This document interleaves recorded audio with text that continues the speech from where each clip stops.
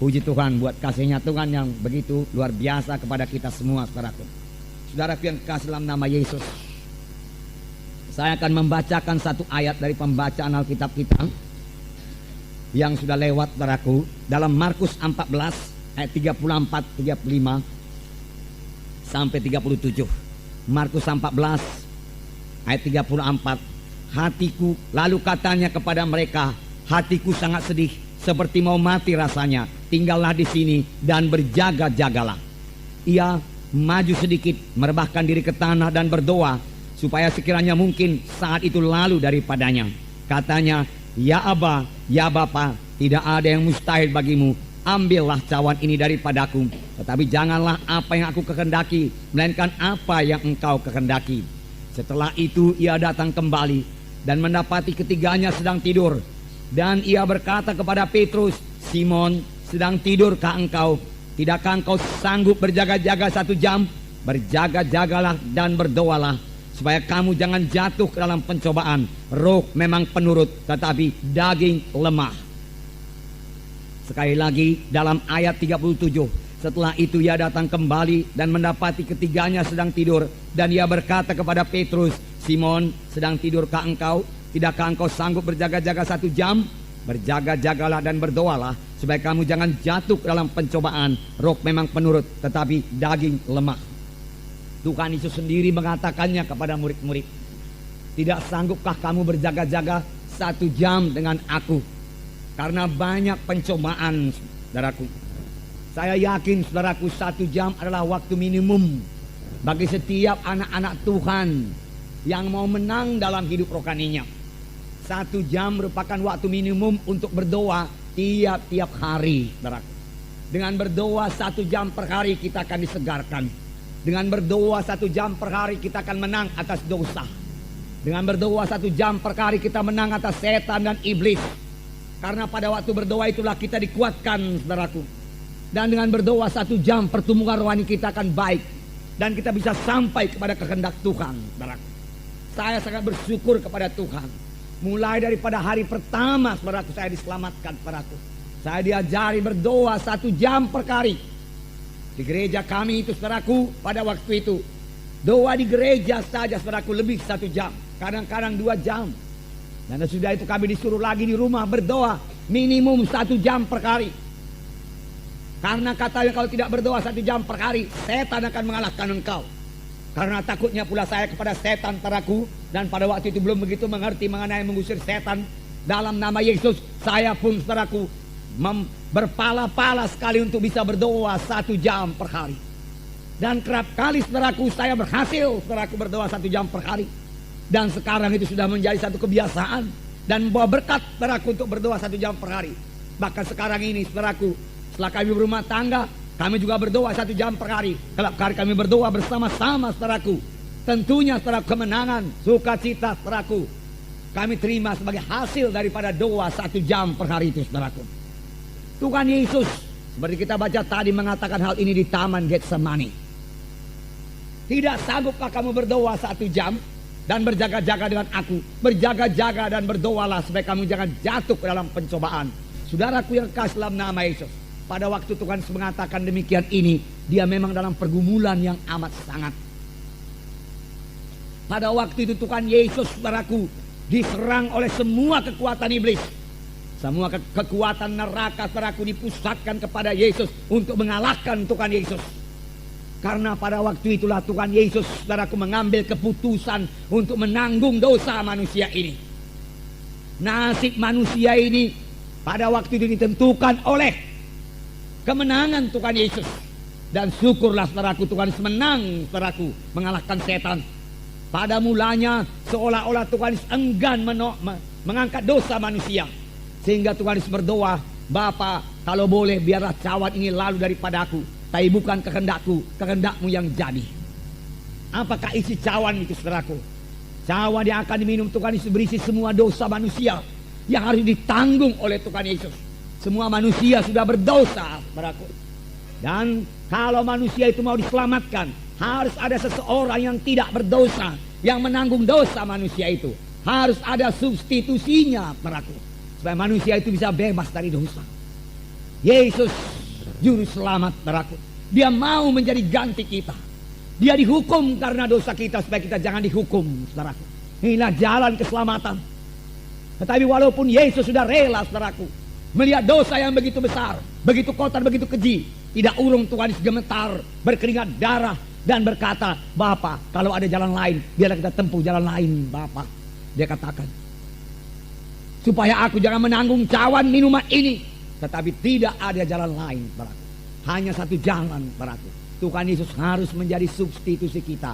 Tuhan Yesus harus menjadi ganti kita, saudaraku, supaya kita bisa bebas dari dosa, saudaraku. Dan Tuhan Yesus akhirnya mengambil cawan minuman itu dan meminumnya, saudaraku, sampai kepada teguk yang terakhir. Mulai saat itu tangan manusia berdosa bisa sampai dan menangkap Tuhan Yesus. Satu rombongan tentara imam-imam yang dipimpin oleh Judas, saudaraku, datang ke dalam taman Getsemani, di mana Tuhan Yesus biasa berdoa di situ. Dan mereka mulai menangkap Tuhan Yesus. Seorang murid Tuhan Yesus bernama Petrus, saudaraku, menghunus pedangnya dan memarang hamba imam besar itu. Daun telinganya putus, jatuh. Tetapi Tuhan Yesus mengambil daun telinga itu, merekatnya kembali. Dan Tuhan Yesus berkata, Petrus, sarungkanlah pedangmu. Sebab orang yang memakai pedang akan dimakan pedang. Apa engkau pikir aku tidak sanggup sekarang ini juga memanggil 12 legiun tentara malaikat untuk membebaskan kita? Tetapi kalau aku panggil, bagaimana mungkin genap semua nas Alkitab itu? Apa yang dikatakan Alkitab? Bagaimana mungkin aku memikul dosa manusia? Dosa manusia tidak jadi dipikul, oleh sebab itu semua manusia akan terhilang. Demikian Tuhan Yesus berkata, saudaraku. Murid-murid semua lari meninggalkan Tuhan Yesus, saudara. Dan Tuhan Yesus ditangkap, dibawa kepada pengadilan imam-imam. Dan mereka mulai mengadili Tuhan Yesus, saudaraku. Dan pada waktu itu juga Petrus menyangkal Tuhan Yesus 3 kali. Tetapi Yesus tetap menang, saudaraku. Yesus tetap berjalan menuju salib, saudaraku. Visi Tuhan Yesus tidak hilang, saudaraku. Ini adalah sebagai akibat daripada doanya yang 3 jam di taman Getsemani itu, saudaraku. Dia tidak tergoncang, saudaraku, oleh begitu hebatnya serangan musuh, saudaraku. Dengan tenang dia maju memikul salib untuk memikul dosa manusia, saudaraku. Saudara, ini adalah sebagai akibat daripada doa. 3 kali dia berdoa. Saya yakin masing-masing berdoa itu 1 jam, 3 jam di taman Getsemani, saudaraku. Saudara, akhirnya imam-imam tidak menemui salah Tuhan Yesus. Lalu mereka bertanya, apakah engkau Mesias, anak Allah yang hidup? Tuhan Yesus berkata, seperti katamu itu. Tetapi mulai sekarang kamu akan melihat anak manusia duduk sebelah kanan Allah Bapa di sorga. Imam-imam mengoyakkan bajunya dan dia berkata, mengoyakkan jubahnya dan dia berkata, apa guna lagi saksi bagi kita? Ia menghujat Allah. Hukumannya apa? Hukumannya salib. Lalu Tuhan Yesus dibawa kepada Pontius Pilatus untuk diadili. Bangsa Yahudi Israel berteriak-teriak, salibkan Yesus, salibkan Yesus, salibkan Yesus. Saudaraku, Yesus dicambuk, saudaraku. Kemudian diberikan mahkota duri. Kemudian saudaraku mengangkat salib dari Yerusalem ke Golgota, saudaraku. Di bukit Golgota lah, saudaraku, Tuhan Yesus disalib. Tangan jadi paku, kakinya dipaku, saudaraku. Tuhan Yesus terus dalam kemenangan, saudaraku. Dia melihat jiwa-jiwa selamat karena darahnya sudah dicurahkan, saudaraku. Dia melihat kuasa darahnya menyucikan saudara, menyucikan saya, saudaraku.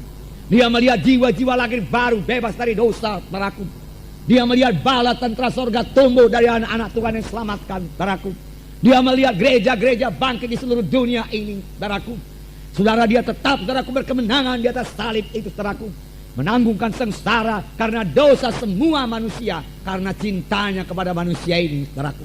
Dia sangat mengasihi manusia yang berdosa ini. Tentu saja dia tidak cinta kepada dosa manusia, tetapi dia mengasihi saudara dan saya, mengasihi semua yang berdosa ini. Dia tahu, saudaraku, manusia itu satu ciptaan Tuhan yang paling indah. Tetapi sayang sekali ciptaan Tuhan yang paling indah itu telah kehilangan kemuliaannya, saudaraku, karena dosa. Dan Tuhan semua mengembalikan kemuliaan itu, saudaraku. Kalau saudara berjalan di luaran sana, saudara yang sudah lahir baru, saudara akan melihat begitu banyak manusia. Saudaraku, kalau saudara perhatikan, saudaraku, sebenarnya mereka telah kehilangan kemuliaan Allah. Dan mereka hidup dangkal saja, saudaraku. Tidak dalam hidup yang ditentukan Tuhan pada manusia ini, yaitu dalam persekutuan yang indah dengan Tuhan, saudaraku. Saudaraku, dari itu Tuhan Yesus rela memikul dosa manusia, rela menjadi substitusi kita ini, saudaraku, supaya kita ini kembali kepada kemuliaan Tuhan itu, saudaraku. Kita ini semua diciptakan mulia, saudaraku.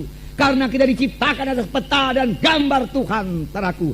Indahlah kita ini di hadapan Tuhan, saudaraku. Tetapi dosa telah merusak manusia.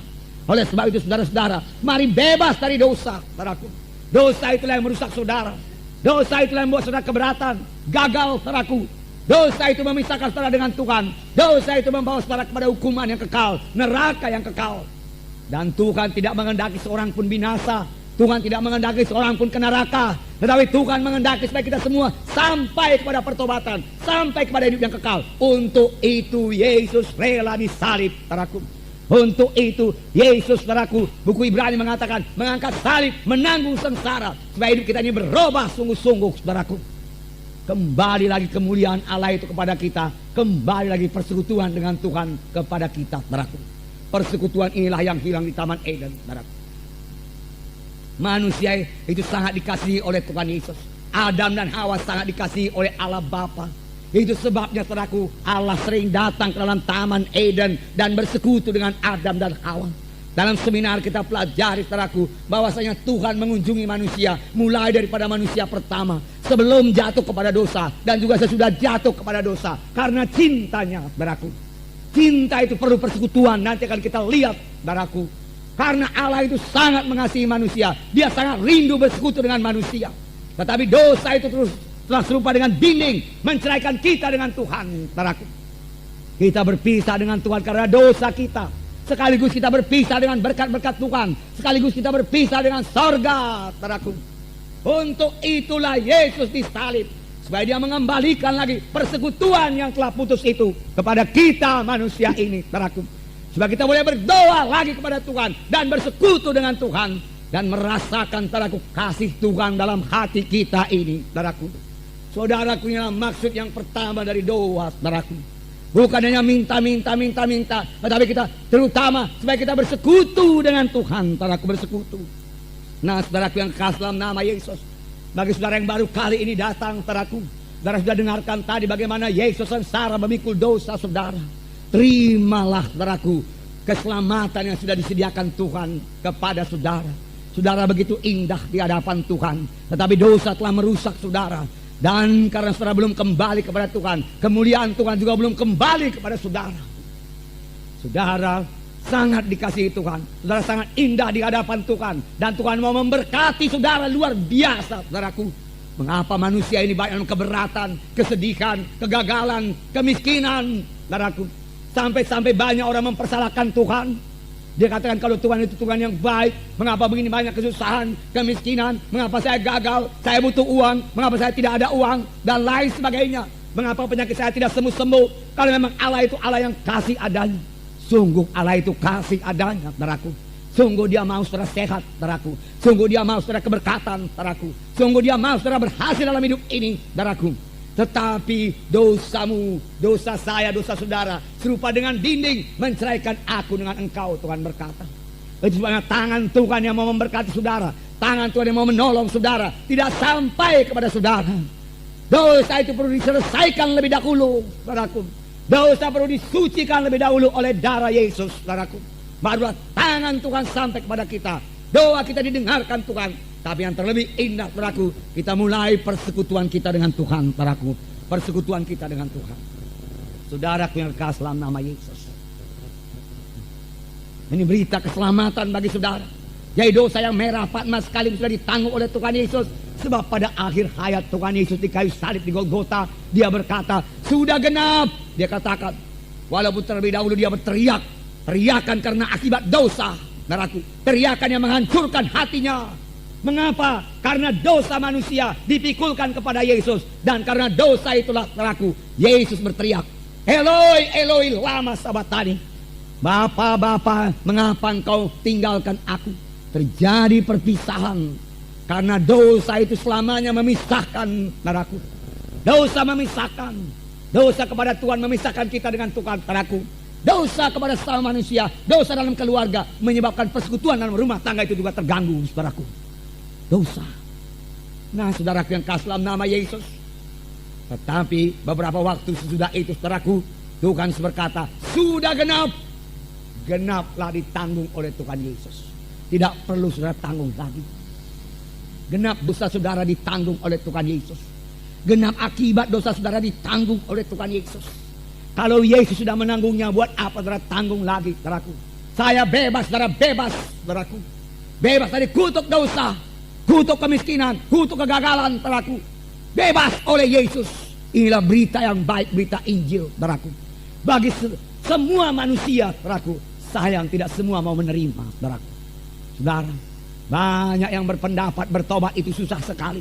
Mengikut Tuhan itu susah sekali. Hukum-hukum Tuhan begitu berat katanya. Hukum Tuhan itu mengungkung saya. Saudaraku, dia katakan hukum Tuhan itu mengurangi kebebasan saya. Sama sekali tidak benar. Itu bibit yang salah, saudaraku. Saudara, itu suara setan, suara penipu benar-benar, saudaraku. Tuhan memberikan 10 hukum bukan untuk mengurangi kebebasan manusia ini, bukan untuk mengungkung saudara, bukan. Tetapi supaya saudara dan saya, supaya sesama manusia di dunia ini kita boleh hidup dalam damai sejahtera, saudaraku. Kalau Tuhan memperbolehkan saja sebuah dosa, mau mencuri silakan, mau membunuh silakan, bebas kamu semua, dia katakan, mau berzina silakan. Di manakah damai yang sejati, saudaraku? Saudaraku yang kasih dalam nama Yesus, hidup kita yang sejati, saudaraku, hidup yang dikehendaki Tuhan, hidup yang damai dan sejahtera adalah hidup dalam Tuhan Yesus, saudaraku. Hidup di dunia ini dalam Tuhan Yesus. Setelah kita meninggalkan dunia ini, kita mencapai sorga yang kekal. Haleluya, saudara. Jadi saudaraku, miliki Yesus, saudaraku. Dalam Yesus ada keselamatan, saudaraku. Saudaraku yang kasih dalam nama Yesus. Nah, tadi kita melihat doa Tuhan Yesus, saudaraku. Rupanya Tuhan di sini sering berdoa di Taman Getsemani. Bukan sekali itu saja pada akhir hidupnya, saudaraku. Dalam Lukas 22 saya bacakan sedikit. Bagaimana seringnya Tuhan berdoa di Taman Getsemani. Dia biasa pergi ke sana. Lukas 22 ayat 39. Lalu pergilah Yesus keluar kota, dan sebagaimana biasa dia menuju Bukit Zaitun. Murid-muridnya juga mengikuti dia. Sebagaimana biasa dia menuju Bukit Zaitun di Taman Getsemani, dan murid-muridnya juga mengikuti dia, saudaraku. Puji Tuhan, saudaraku. Jadi Yesus sering berdoa di Taman Getsemani. Doa, saudaraku, tidak bisa dipisahkan dari hidup Yesus. Yesus selalu berdoa. Tuhan Yesus banyak berdoa. Supaya dia mengajar kita untuk berdoa, saudaraku. Dalam Markus 1 ayat 35 saya bacakan lagi. Pagi-pagi benar, waktu hari masih gelap, ia bangun dan pergi keluar. Ia pergi ke tempat yang sunyi dan berdoa di sana. Pagi-pagi benar, ketika hari masih gelap, Yesus bangun. Yesus mengurangi tidurnya. Padahal sehari sebelum ini, saudaraku, dia melayani dalam pelayanan yang sangat padat. Tetapi pada pagi hari ketika masih gelap, Yesus bangun dan mencari tempat yang sunyi. Dia tidak mau terganggu dalam persekutuannya dengan Bapanya. Yang perlu bagi Yesus yaitu terutama sekali bersekutu dengan Bapanya. Doa menjadi prioritas utama bagi Tuhan Yesus dalam hidupnya. Tidak bisa digantikan dengan yang lain, saudaraku. Doa sangat penting dalam kehidupan Tuhan Yesus. Dia suka bersekutu dengan Bapanya. Jadi doa kepada Tuhan Yesus adalah persekutuan dengan Bapanya.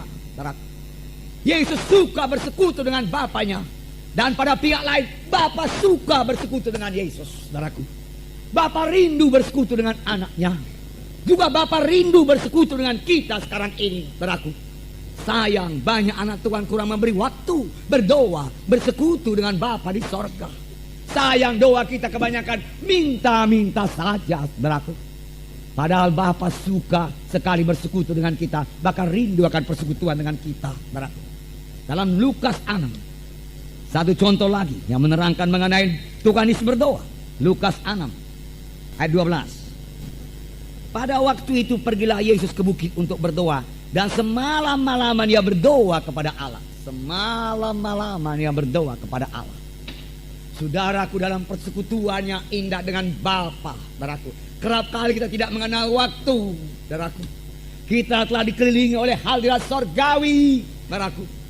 Persekutuan kita intim dengan Bapa, akrab dengan Tuhan, saudaraku. Sebenarnya untuk itulah kita ditebus Tuhan. Kita tidak tahu, saudaraku, waktu berlalu dengan cepat, saudaraku. Saudaraku, dalam doa itu, saudaraku, kita bersekutu dengan Bapa di sorga. Kita menangis, saudaraku. Kadang-kadang kita menangis. Kadang-kadang kita menyanyi, kita bersyukur, intim dengan Tuhan, akrab dengan Tuhan. Lalu waktu berlalu, Yesus waktunya berlalu semalam-malaman. Dia berdoa, bersekutu dengan Bapa di sorga. Dan tentu saja persekutuan dengan Bapa di sorga sangat menguatkan Tuhan Yesus, menyegarkan Tuhan Yesus. Haleluya saudara. Dan itulah sebabnya Tuhan Yesus selalu berkemenangan dalam hidupnya. Dosa selalu kalah, saudaraku. Tiap-tiap dosa yang datang pada Tuhan Yesus rontok semua, saudaraku. Dia begitu erat bersekutu dengan Bapaknya, saudaraku. Dia melayani dengan berkemenangan. Dia berbicara dengan pasti. Dia bicara dengan urapan yang luar biasa. Dia bicara dengan berkuasa. Ahli-ahli Taurat berkata, lain daripada guru-guru Taurat yang lain, dia katakan. Karena dia mengajar bukan dengan peta lidah. Dia mengajar dengan sebagai orang yang berkuasa. Di manakah kuasa yang diperoleh oleh Tuhan Yesus? Pada waktu dia bersekutu dengan Bapaknya. Ini membuka rahasia kepada kita, saudaraku. Di manakah kita beroleh urapan kita? Saudaraku, pada waktu kita bersekutu baik dengan Bapa di sorga, saudaraku. Itu menghasilkan urapan, kuasa dalam pelayanan kita, saudaraku. Dan sebagai akibatnya, dalam pelayanan Tuhan Yesus terjadi tanda ajaib, tanda mujizat, saudaraku. Dan orang berbondong-bondong, saudaraku, datang kepada Tuhan Yesus. Tetapi berkat yang utama, yang paling indah, yang kita rindukan juga sekarang ini, yaitu hati Yesus yang selalu tergerak oleh belas kasihan. Pada waktu Tuhan melihat orang ramai, saudaraku, reaksi yang pertama dari Yesus yaitu hatinya tergerak oleh belas kasihan. Ini hanya dapat diperoleh dari persekutuan kita yang erat dengan Bapa di sorga, sama sebagaimana Yesus bersekutu erat dengan Bapanya di sorga, saudaraku. Lalu hatinya berubah, hati kita juga berubah menjadi hati yang selalu berbelas kasihan, hati yang tergerak oleh belas kasihan. Dan hati yang tergerak oleh belas kasihan ini menghasilkan kuasa Tuhan. Dengan hati yang tergerak oleh belas kasihan, iman kita bekerja. Firman Tuhan berkata, iman bekerja oleh sebab kasih. Dengan hati yang tergerak oleh belas kasihan, dengan mudah kita akan mengampuni orang yang bersalah kepada kita. Kita dengan segera memaafkan, saudaraku, jikalau hati kita sudah tergerak oleh belas kasihan. Hasil daripada bersekutu dengan Bapa di sorga. Nah, saudaraku, yang kekasih dalam nama Yesus, sampai pada hari ini, pertanyaan yang diberikan Tuhan Yesus kepada Petrus dan murid-muridnya masih juga disampaikannya kepada kita. Dia bertanya, tidak sanggupkah kamu berdoa 1 jam? Tidak sanggupkah kamu bersekutu 1 jam dengan aku? Tidak sanggupkah kamu berjaga-jaga 1 jam? Supaya kamu jangan jatuh pada pencobaan, supaya kamu beroleh hidup yang menang, supaya kamu bertumbuh dengan baik, supaya pengertiannya bertambah-tambah, supaya engkau merasakan kehadiranku senantiasa dalam hidupmu. Tuhan Yesus berkata, saudaraku, mengapa kita perlu berdoa 1 jam per hari? Mari kita tinjau dari segi Tuhan lebih dahulu. Semua anak Tuhan memiliki 2 macam pelayanan yang penting. Dua-dua pelayanan ini penting. Satu pelayanan yang paling penting, yaitu setiap anak Tuhan harus melayani Tuhan. Biarlah saya jelaskan melayani Tuhan ini. Melayani Tuhan yang saya maksud di sini bukanlah mengunjungi jiwa-jiwa. Itu melayani pelayanan kepada manusia. Bersaksi pelayanan kepada manusia. Saudaraku, mendoakan orang sakit, mengabarkan Injil, itu pelayanan kepada manusia. Tapi pelayanannya yang utama yaitu mengadakan pelayanan kepada Tuhan. Saudara yang kekasih dalam nama Yesus, saudaraku, dalam kisah Rasul, saudaraku, dikatakan they ministered unto the Lord. Mereka mengadakan pelayanan kepada Tuhan. Inilah yang banyak diabaikan oleh gereja-gereja. Banyak diabaikan oleh hamba-hamba Tuhan, penginjil-penginjil. Pendeta-pendeta sibuk melayani jiwa-jiwa sampai kurang mengadakan pelayanan kepada Tuhan. Akibatnya dia merasakan hidupnya kering dan tidak berkuasa dan tidak segar. Karena kurang dalam pelayanan kepada Tuhan. Saudaraku, kurang dalam persekutuan dengan Tuhan. Memang setiap hamba Tuhan, saudaraku, membutuhkan persekutuan dengan Tuhan. Setiap anak-anak Tuhan membutuhkan persekutuan dengan Tuhan. Seperti saya katakan tadi, dalam persekutuan itulah kita dikuatkan, disegarkan, kita mengerti kehendak Tuhan. Firman Tuhan menjadi jelas kepada kita, saudaraku, di dalam bersekutu dengan Tuhan itu, saudaraku. Tetapi, saudaraku, ada, saudaraku, Sebabnya yang lebih penting lagi, mengapa kita perlu bersekutu dengan Tuhan. Saudaraku, sebenarnya saudaraku, persekutuan dengan Tuhan itu sangat dibutuhkan oleh Tuhan. Tuhan lebih membutuhkan persekutuan itu daripada kita membutuhkannya.